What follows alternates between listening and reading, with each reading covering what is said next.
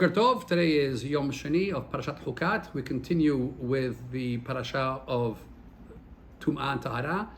In this next part, next Perek Chaf, we deal with the tragic loss of Miriam. We are being told that it's the first month of the 40th year, and Bnei Israel have come to a place called Kadesh, and Miriam dies, and she's buried.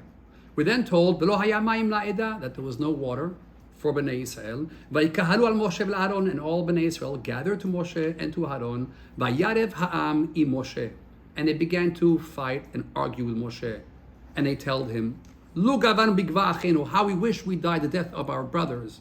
Lama hevetem otanu, why did you bring us over here to die in this desert, us and our animals? Lama haritum Mitzrayim, why did we leave Egypt 40 years ago to this makom hara hazet, this horrible place?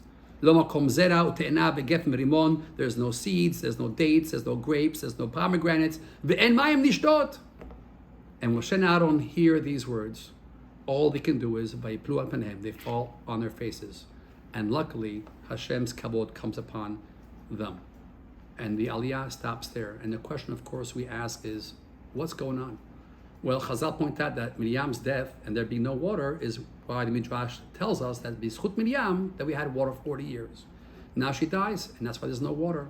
We have to assume, according to Chazal, that they had water in their jugs, enough for 2 or 3 days. People can survive 2 days without water. So it's probably on day 3 or day 4, after her death, that they're complaining about water.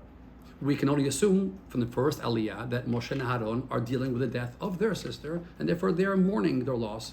The last thing they need to have now is the whole nation come to them to ask them for anything, let alone complain with such a bitter complaint by asking the question, why did we even leave Egypt in the first place to die here, us and our animals? And of course, the most beautiful part of the aliyah is that Moshe and Aaron, who deserve to have at least 1 week to be able to mourn their older sister, instead of responding to these accusations in a horrible way they're being spoken to, keep their mouth shut. Vayiplu al panehem. Chazal tell us that's a reaction we should always have in life, even when we're right. Don't respond. Fall down in your face. Wait for something else to happen. Wait to make a white space between your emotions and your reaction.